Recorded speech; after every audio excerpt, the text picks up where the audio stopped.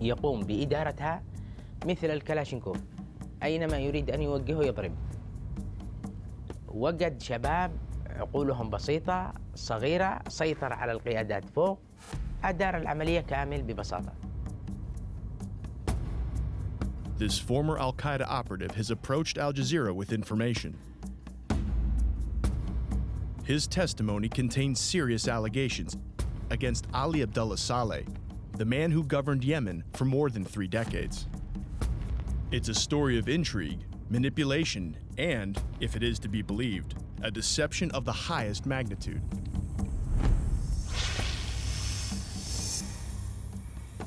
There's a saying that always goes alongside Ali Abdullah Saleh's name, which is dancing on the heads of snakes.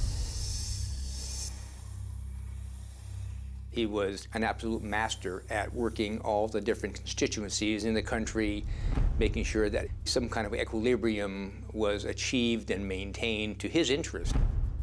In our investigation, we examine the credibility of claims made by this informant. That Ali Abdullah Saleh's nephew gave money and explosives to Al-Qaeda.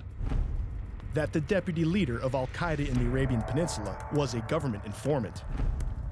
And that behind this grand deception may have been the former president himself. اكتشفت أن كثير من قيادات تنظيم القاعدة أصبحت في يد علي عبد الله صالح ومسيطر عليها علي عبد الله صالح تماما. علي عبد الله صالح هنا جعل من تنظيم القاعدة عبارة عن عصابة منظمة، لم يكن فقط يلعب على الغرب بل كان يلعب على العالم بأسره.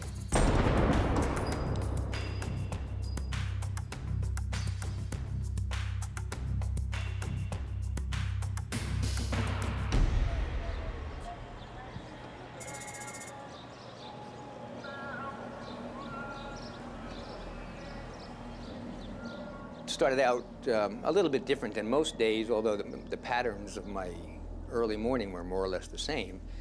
But I was supposed to go with my wife to Cairo that morning.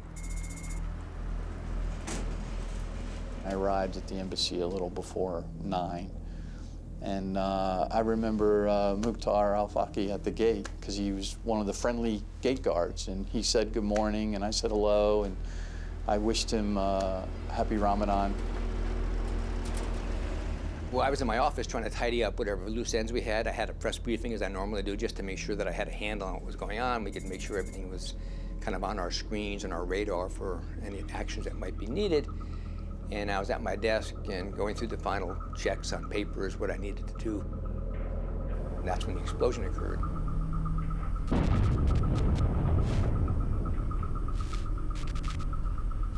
I could feel the blast wave, and I could see from my window the smoke outside the embassy wall. My immediate concern were for the 2 ladies in my office. So I got them into bulletproof vests and moved them to an interior room that had no windows, and just to get them safe. I ran down to post 1, which is where the Marine on duty stands. He could see on his cameras that there was, at that point, an explosion outside. A Jeep had driven directly into a machine gun encampment. It was a vehicle painted in military colors. Men wearing Yemeni army fatigues began firing at the diplomatic compound.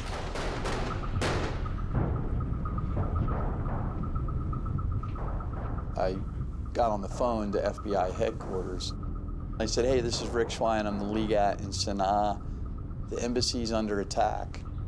And then there were guys who had followed in that attack in another SUV. The security guard, Mukhtar al-Faqi, was still at the front gate. One of the terrorists popped up out of the roof with an AK-47 and started engaging the Yemeni security officers and cut Mukhtar down. Shot him multiple times. While he was being gunned down, he put the gate guard down and hit the alarm. And he gave his life.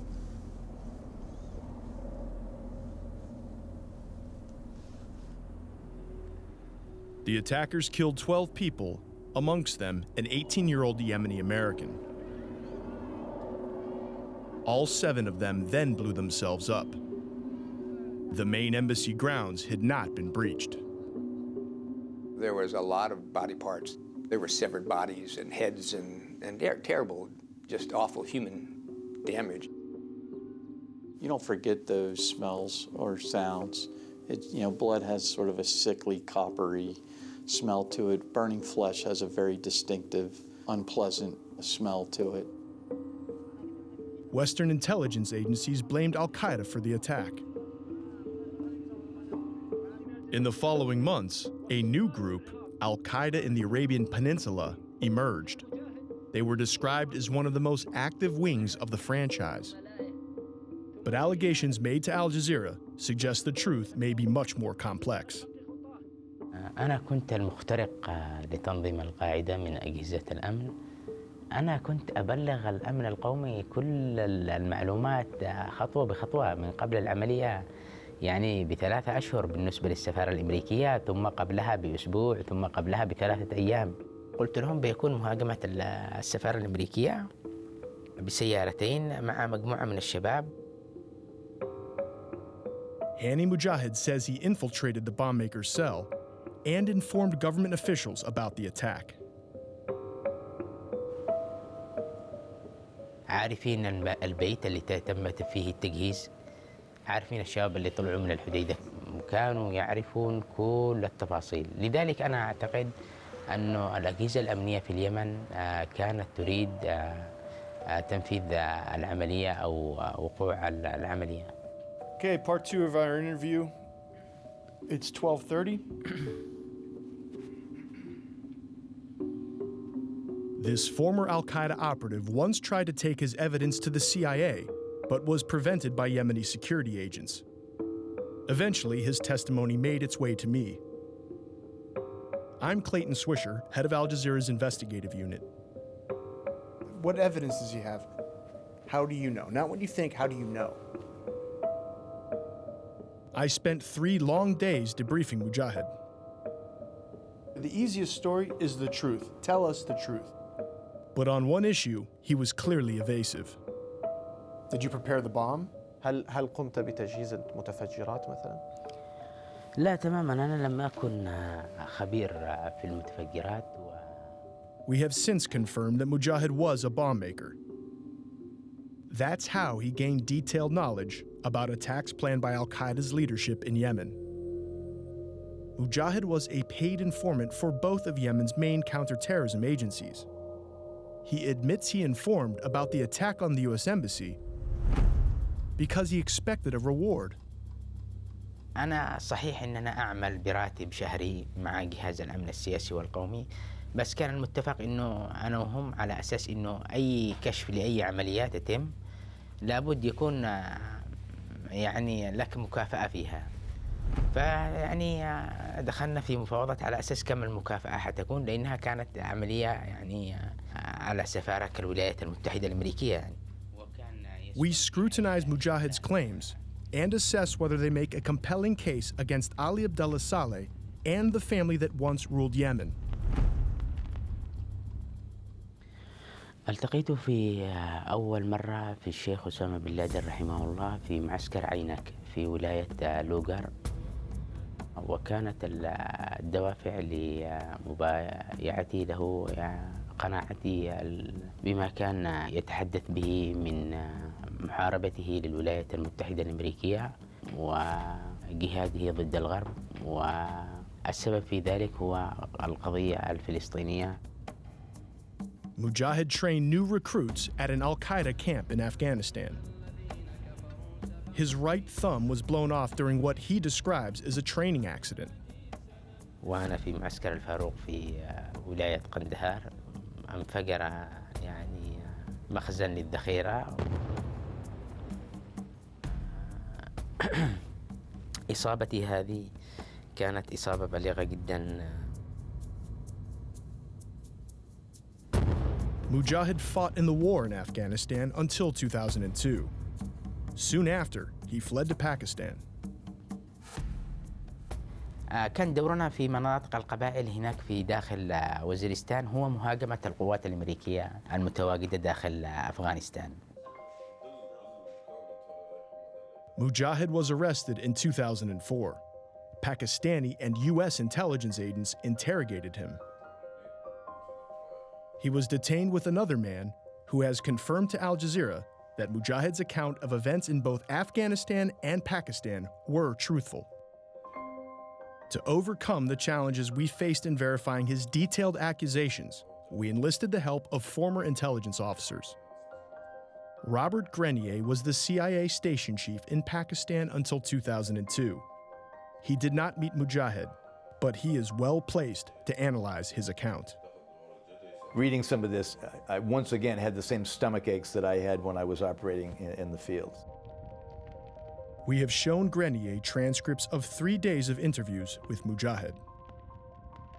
It certainly seems that Hani Mujahid is who he says he was when he was in Afghanistan. Virtually everything that he says tracks with what I know about where Al-Qaeda was, how they were operating, what they were doing, particularly from 9/11 onward. We have also shown them to a former agent with Britain's MI6, who later became head of the United Nations Al-Qaeda monitoring team, Richard Barrett. Certainly the background that he describes of him being in Afghanistan, going back to Yemen, and getting involved with Al-Qaeda again in Yemen, is credible. After he was sent back to Yemen, Mujahid spent 2 years in jail. In August 2006, he walked free. Months later, he says he began his work as a government informant inside Al-Qaeda in Yemen. كان لي أحد الأقرباء وهو عقيد في جهاز الأمن السياسي في محافظة تعز أقنعني بأنه واجبنا واجب وطني وإسلامي وإنساني. Mujahid alleges the government was involved in creating and controlling Al-Qaeda in Yemen. The evidence supporting his claims begins in February 2006. At a high-security prison in Sana'a, 23 Al-Qaeda operatives dug a 140-meter tunnel to a nearby mosque. They escaped reportedly just using spoons and plates. I saw the tunnels for myself, and that'd be a lot of work with spoons. It is beyond belief that somebody could build a tunnel like that and nobody know it. Everybody was just making spoon jokes for a long time because that prison was supposed to be a very strong prison. I don't think anyone is convinced that this was not done without the knowledge of the security services at the prison. A lot of the people who are operating now in Al-Qaeda, they were all in that prison break. And to think that they escaped is very alarming. Among the fugitives was a man who would go on to lead Al-Qaeda in the Arabian Peninsula, Nasser al-Wahayshi. التقيت بناصر الوحيشي أول مرة في قندهار يعني عندما ذهبت إلى أفغانستان في 98-99. الرجل يتميز ببساطة جدا، يتميز بأخلاق ممتازة يعني، هادئ الطباع، هادي في كلامه، متواضع جدا. من يدير حركة التنظيم الاستخباراتية هو أبو هريرة قاسم الريمي. Qasim al-Raymi escaped in the same prison break. Today, he is Al-Qaeda in the Arabian Peninsula's military commander. قاسم الريمي ينفذ مشروع خطير جدا ويلعب دور خطير جدا. Amongst his fighters, he enjoys pranks. الريمي طبعا هو فكاهي كثير وكثير الابتسامات، وتصفه أحيانا مشاغب، فيه نوع من يسموه نحن عندنا في اليمن المحانبة يعني آذاه يعني، يحاول أن يخلق لك أي شيء وأنت تمشي معه أو تجلس معه. For decades, Ali Abdullah Saleh and his family controlled all the important security agencies in Yemen. One of the top men in charge of the war against Al-Qaeda was Colonel Ammar Saleh, the president's nephew. A man rarely filmed, Colonel Ammar was the deputy head of the National Security Bureau, the agency that Mujahid spied for.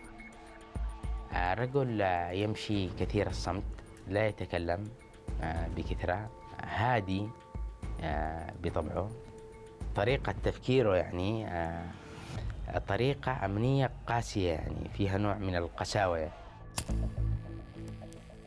يشرب سيجارة بكثافة. أشعر عندما يشرب سيجارة بكثافة أنه قلق. Ammar Saleh was not someone you wanted to bring home to dinner with mom necessarily. But Ammar knew where all the bodies were buried, and I don't mean that literally, I mean that figuratively, of course. But he was very effective in his job. Less than 18 months after the prison break, Al-Qaeda in the Arabian Peninsula was planning its first major attack. Mujahid knew about it and says he told Colonel Ammar. أنا ألتقي بعمار تقريبا كنت كل أسبوعين. لقاءاتي كانت يعني بشكل اعتيادي طبيعي، ما فيش أي يعني تكليف في اللقاء. تغديت وخزنا أنا وهو ودار الكلام بيننا وبلغتهم عن كل حاجة يعني. During the summer of 2007, Mujahid also had regular meetings with Al-Qaeda's two leaders at their Marib Desert hideout. He often refers to al-Raymi and al-Waheshi by their nicknames, Abu Huraira and Abu Basir. في يوم العملية الصباح كنت أنا في صنعاء. أبو بصير قد طلب مني أن أحضر أحد المشايخ في صنعاء لمقابلته. أخذت الشيخ الصباح الساعة 7، كانت رحلتنا من باب اليمن في صنعاء. وصلنا مارب بعد حوالي ساعتين. أنا طلبت من السائق عند منطقة اسمها محطة بن معيلي، قلت له أوقفني هنا. أوقف الباص على جنب ونزلنا أنا والشيخ. Al-Qaeda's 4 senior leaders were waiting in a nearby area. ووجدت هناك أبو بصير ناصر الوحيشي وأبو هريرة قاسم الريمي وحمزة القعيطي وعمار الوائلي. فوجئت أن أبو هريرة قاسم الريمي يقول لي بأن العملية اليوم بتنفذ عملية على الأسبان وبيجوا إلى معبد بلقيس في مارب.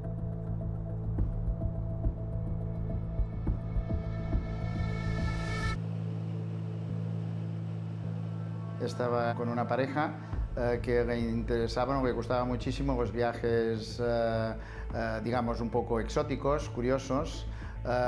Esta no era exactamente mi afición. Había hablado muchísimas veces de ir al Yemen. Justo ese primer día que empezamos la ruta, empezamos por Marib, que es donde está el templo que dicen que es de la reina de Saba.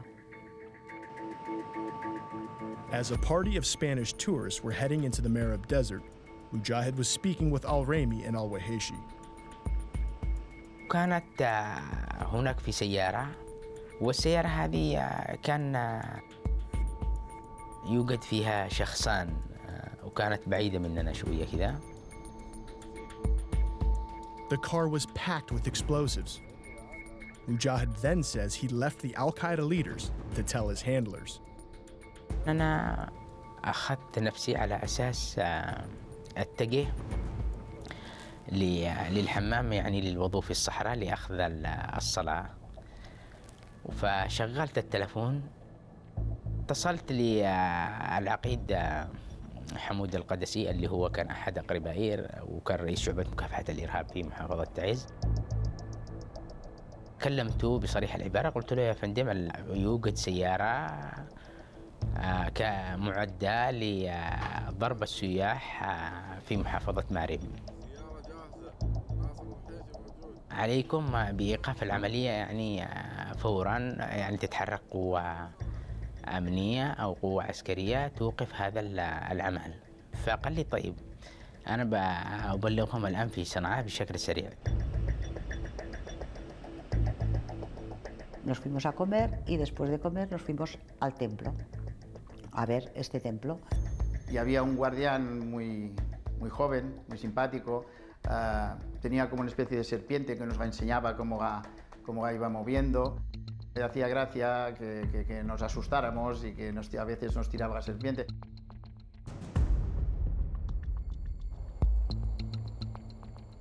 كنت أخاطر بنفسي يعني أنا أتصل وأنا مرعوب جدا وجسمي يعني تقريبا شبه منهار يعني لأنه مجرد لو اكتشفك شخص وأنت تبلغ يعني تعتبر نهايتك. Quería hacer una foto del templo sin gente por alrededor, solamente que fuera el templo. Y fui de las últimas en llegar al coche. Yo me senté, cerré la puerta y siempre lo que hago es mirar las fotos que he hecho. Y recuerdo, cuando hice así para ver las fotos, recuerdo una luz muy grande.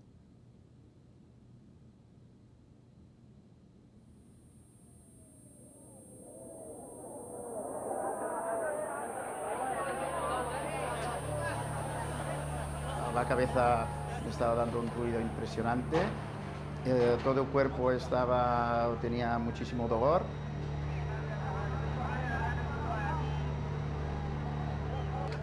Miré para atrás y cuando vi a la chica, ella tenía muy poca sangre, yo tenía muchísima, ella prácticamente nada, pero por la posición y cómo estaba, yo pensé, sin saberlo, pensé que estaba muerta, porque claro, a ella la metralla le fue directo al cerebro.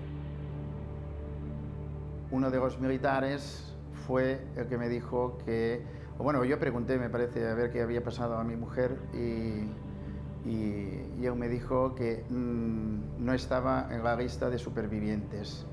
Recuerdo estas palabras, o sea, bueno, no me dijo que estaba muerta, esto se lo agradezco muchísimo, pero evidentemente se entiende perfectamente lo que quería decir y en aquel momento pues me derrumbé. The suicide car bombing killed 10 people and injured at least 12 others. By sunset, Mujahid arrived in Sana'a and heard the news. كيف أنا أبلغ الجهات الأمنية في الأمن السياسي في الأمن القومي أتفاجأ إنه العملية تتم.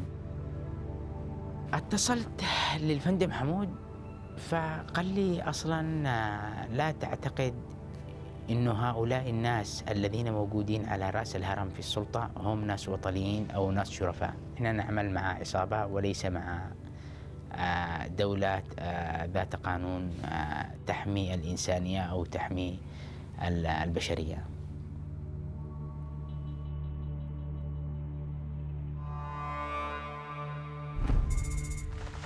Two car bombs exploded this morning outside the embassy compound in the capital of Sana'a. Wearing military uniforms, suspected Islamic insurgents used car bombs. The death toll from the attack now stands at 16. This attack is a reminder that we are at war. An informant has brought allegations to Al Jazeera that senior Yemeni officials knew about the attack on the U.S. Embassy in Sana'a in September 2008. كان التجهيز في حي الأصبحي وفي منزل لا يبعد من دار الرئاسة 1 كيلومتر. يعني كان قريب جدا جدا. الغرفة هذه كانت عبارة عن ورشة لتجهيز الدوائر الإلكترونية لتدريب بعض الشباب داخل صنعاء. Al-Qaeda claimed responsibility. But from the beginning, several aspects of the attack appeared suspicious to U.S. investigators. For the previous 6 months, the road in front of the embassy had been closed as a security precaution. About 3 days before the attack, that road was reopened without any warning. Without that road being open, they would not have been able to get the car bombs to the front of the embassy. The Yemeni military stationed what it called a quick reaction force in barracks next to the embassy wall. And our regional security officer ran all the way around the back of the embassy. Got to the area where the Yemeni security force had their quick reaction force and tried his darndest to get them in the fight. You know, said, hey, you know, let's go. And they just sat there. And then he said, well, at least give me a weapon. And they refused to give him a weapon. I can't tell you why they sat in their barrack and did not respond to the attack. At first, Yemeni officials arrived on scene to help the investigation. The Ministry of the Interior came. We walked him outside. I walked with him. We looked at what was left over from the attack, and he assured me they would do everything within their power to make sure that was not going to be a repeat performance of that. So they said all the right things. But once the line of inquiry broadened, they failed to cooperate. The FBI was unable to gather evidence that could have exposed those who helped plan the assault. We tried to trace the vehicles. We had the vehicle identification numbers that we were able to find, and we turned that over to the Yemenis. We tried to trace the oxygen tanks, because some of those had serial numbers on it. So did the propane tanks. And we turned all that over to our hosts and got very little information back from them. So we did the best we could. Diplomatic cables sent by Ambassador Sesh after the attack and released by WikiLeaks complain of an unwillingness to cooperate by the Yemeni authorities. I think in a country like Yemen, you make sure that you lock the doors yourself. You don't leave it to the Yemeni government to turn the key for you. And I imagine Yemeni authorities also knew more than they shared with us. Complicity on the part of one or more members of the Yemeni government would be very disappointing, but it wouldn't necessarily be surprising. While Al Jazeera has been unable to verify Mujahid's specific allegations, we've shown counterterrorism experts transcripts of his entire interview. Treating Mujahid as they would any intelligence source, they have assessed the credibility of his claims.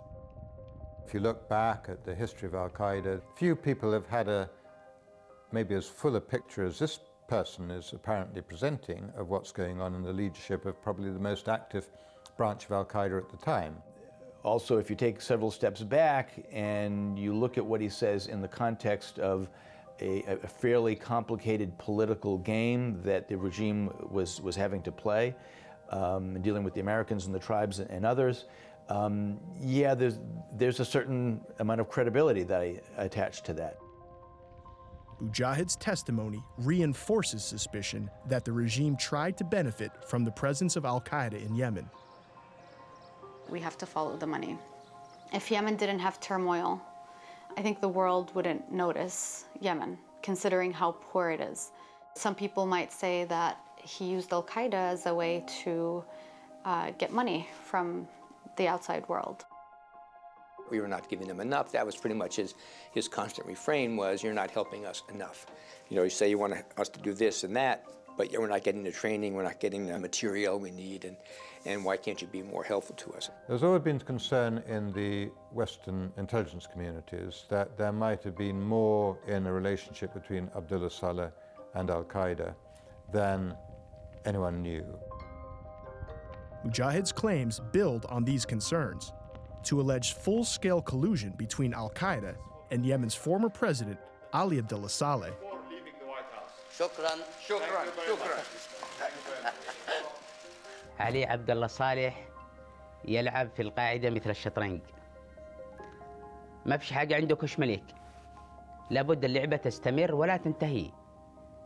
قدم الحصان، أخر الحصان، رجع القلعة يمين، رجع القلعة يسار، هكذا. The most specific and potentially far-reaching accusation made by Mujahid is against Ali Abdullah Saleh's nephew, Colonel Ammar Abdullah Saleh. He was deputy director of the National Security Bureau and Mujahid's handler. Mujahid claims Colonel Ammar did not simply turn a blind eye to the U.S. Embassy attack. 3 months earlier, He helped Al-Qaeda obtain the explosives. أخذني بسيارة، تحركنا بهذه السيارة إلى منزله. بعد ما جلسنا قال لي الآن يعني قل لي إيش الخبر. فقلت له والله يا فندم يعني الشباب محتاجين إلى مواد متفجرة. فقال لي طيب نوفر لهم المتفجرات ولا تقلق. بعد ما انتهينا من التخزينة كان بحدود الساعة 5 العصر، يعني أعطاني مبلغ مالي عمار محمد عبد الله صالح. He also gave the name of a local sheikh who would act as a middleman. نزلت إلى تعز، قال لي تجلس يومين وترجع تبلغ أبو هريرة بأنه يأخذ المواد من الشيخ من مشايخ خولان.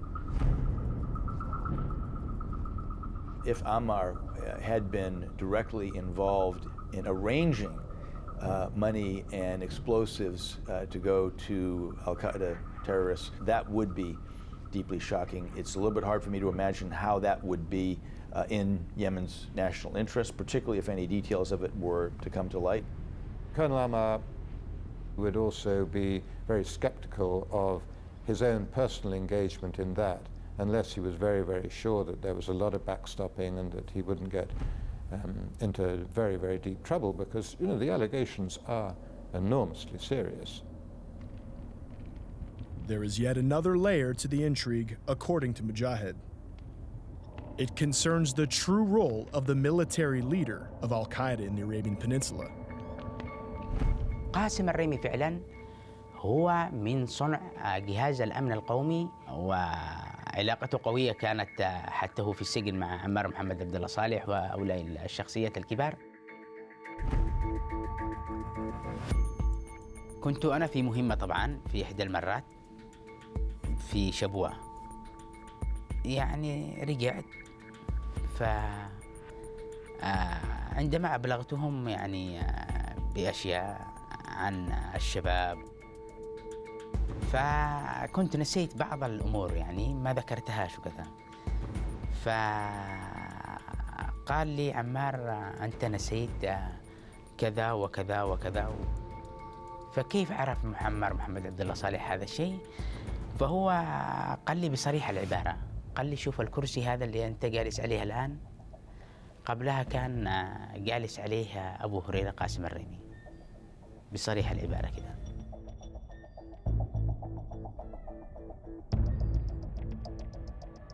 أنا بنفسي كنت أحمل بعض المبالغ المالية من عمار محمد عبد الله صالح وأقوم بإيصالها إلى أبو هريرة كدعم لوجستي لهم. وكان الاتفاق الذي كان بيني وبين عمار على أساس عندما يسألك أبو هريرة من أين أتيت بهذا المال فتقول له من فاعل خير. That would be another dynamite revelation, quite frankly. And you would want to look into what he meant by informant. If the Yemeni government said to him, stop, we want Al-Qaeda disbanded, everybody to go home and just, you know, keep quiet. Would he do it? Could he do it? So, in other words, how beholden is he to the Yemeni government, and how much authority does he have in the movement? Hani Mujahid also claims he exposed the exact whereabouts of Al-Qaeda's chief bomb maker in Yemen, Ibrahim al-Asiri. Ibrahim Hassan al-Asiri, the bomb maker for the latest devices that were found in Britain and Dubai. He's also suspected of making the so-called underwear bomb found on a flight to the U.S.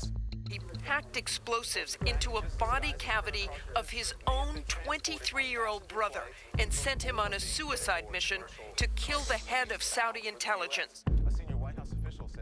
وأول شخص يقوم بكشف إبراهيم العسيري هو أنا. قابلت إبراهيم العسيري في منطقة المسيلات أول مرة، في منطقة المسيلات بمحافظة الجوف. لديه معمل في محافظة مارب، دائما يشتغل فيه على محاولة ابتكار المواد يعني الخطيرة جدا من المتفجرات. وفي إحدى المرات في محافظة شبوة رأيت بعض الشباب لأول مرة يعني فسلمت عليهم. وبعدين أنا جالس مع أبو بصير قلت له ليش جاءوا؟ قال لي والله مشان يدربهم الأخ إبراهيم العسيري على تصنيع المواد، ونحن الآن نقوم بدورات مكثفة. قال لي يا أبو عكاشة يعني، ونحاول إن إحنا ندرب أكبر عدد ممكن من الإخوة. 7 شخصيات كانوا في الحكومة اليمنية على علم بمعمل العسيري. Today, Ibrahim al-Asiri, Nasser al-Waheshi, and Qasim al-Raymi are still at large. According to Mujahid, global intelligence agencies have been duped by the Yemeni government, particularly by Colonel Ammar. These secret U.S. cables confirm Colonel Ammar's status in the president's inner circle and a key contact for the United States. Colonel Ammar was a frank and direct interlocutor. He met several times with John Brennan, who was later to become head of the CIA. Despite being short-sighted and opportunistic, much like his uncle, the U.S. hoped the colonel's agency, the NSB, could develop into a useful partner in the global war on terror.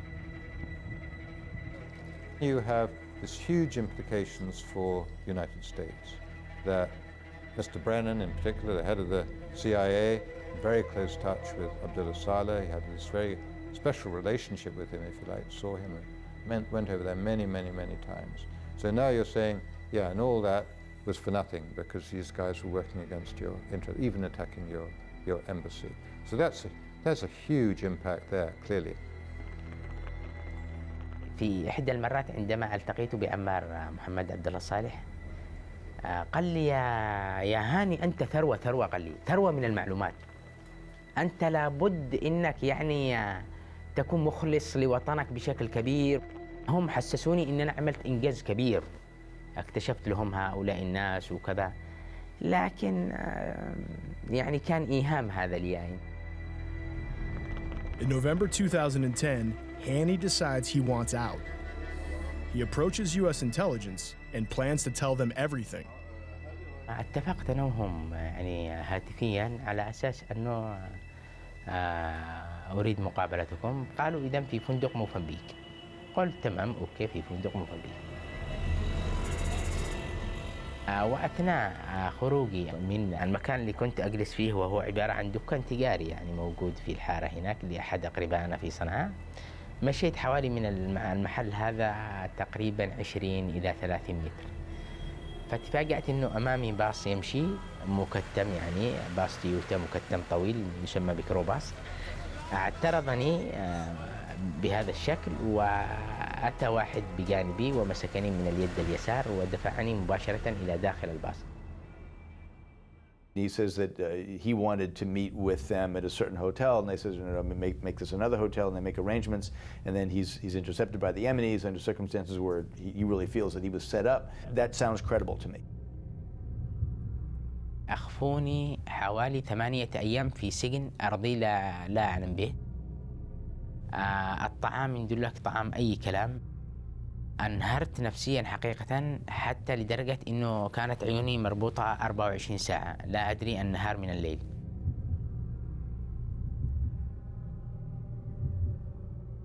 ثم نقلوني إلى مستشفى الشرطة اللي في الحصبة. While in hospital, Mujahid received an unexpected, high-profile visitor. كنت ممدد على السرير، وكانت يدي مربوطة بقيد على السرير، فدخل عمار معه مندوب من الأمن السياسي، فسلم علي بحرارة وتصافحنا أنا وهو وكذا. فقال لي يعني بصريح العبارة، يعني قال لي يعني دخول البيوت من أبوابها وليست من الشبابيك، يعني فإذا أنت يعني كنت تريد أن تصل للأمريكان تأتي إلى عندي وأنا أوصلك للأمريكان، يعني ما فيش أي مشكلة.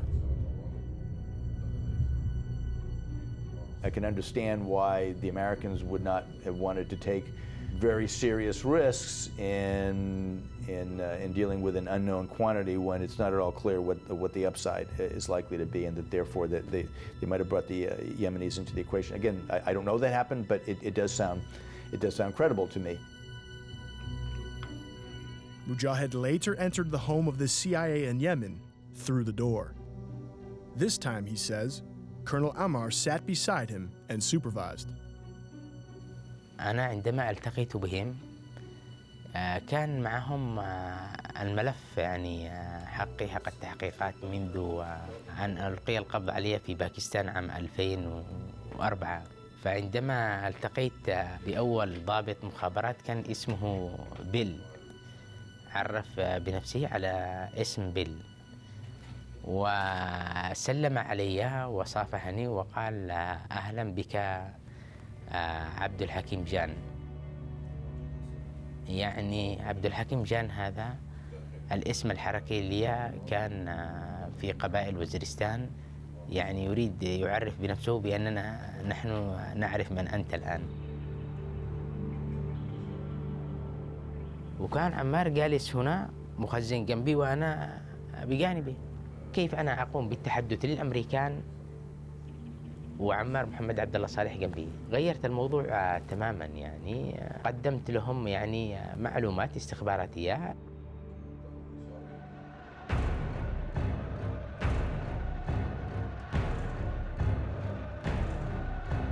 By 2011, the Arab Spring had ignited the Middle East.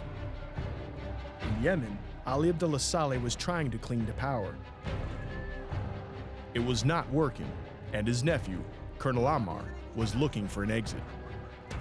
قابلت عمار محمد عبد الله صالح أيام الثورة في اليمن، ثورة 2011. شعر الرجل من خلالي أنه سوف يترك جهاز الأمن القومي.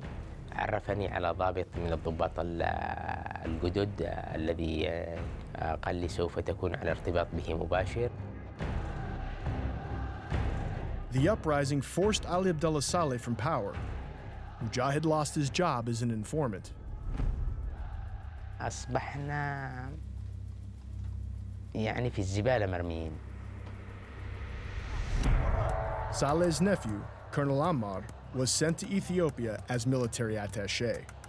He shares his time between this office in Addis Ababa and his home in Yemen. As he seeks to regain power, Ali Abdullah Saleh has allied with his former enemy of 20 years, the Houthis. Mujahid's revelations shine light on Saleh's dark and complicated alliances. The idea of dancing on the heads of snakes, what they used to describe Saleh with, is that he kept everybody on the ground occupied with something so they don't have time to revolt against him. So as long as they're busy with something, they won't have time to come at him. It all depends on the nature of the double game. We've already mentioned before, quote-unquote, escapes that are highly dubious, and that somebody looking at it from the outside could say, well, look, they're clearly playing a double game here. Hani Mujahid's account supports the belief that Ali Abdullah Saleh has played a double game. But when he accuses Saleh and his nephew of active involvement in Al-Qaeda, is he a completely reliable source? His legal representative believes he is. هل هاني اخترق هذه القصص؟ أعتقد أنه أنا منذ أن التقيت فيه قبل حوالي 2 حكى لي القصص هذه أكثر من 10 إلى 15 مرة. إذا حصلت أخطاء أو حصلت أشياء كبيرة جدا وغير الأسماء أو شيء، أعرف أنه هذا الشخص يكذب. ربما كان يتحفظ قليلا عن بعض الأشياء، يعني الذي كان يخشى أن يعني قد يؤاخذ بها أو شيء من هذا القبيل. Sorting truth and lies from a source like Mujahid is a challenge for intelligence agents and journalists alike. My interpretation of Hani is that, again, this is a guy who, in substantial measure, is who he says he is. He knows these people. He has insights into how they operate.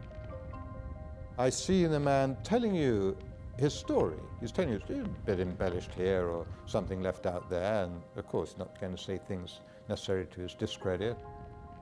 I think that he is legitimately prey to a conspiratorial mindset. I think that he may genuinely believe things that we would regard as implausible, but then I think he goes beyond and tries to embellish on the truth in order to make his assertions more credible. You know, they're just bits of it that you don't necessarily say, well, no, that's complete nonsense. That just cannot be true. But there are bits of it that you say, if that's true, it's very odd. If I had to give him a ballpark grade, I would say probably like 70-30, 70 being genuine.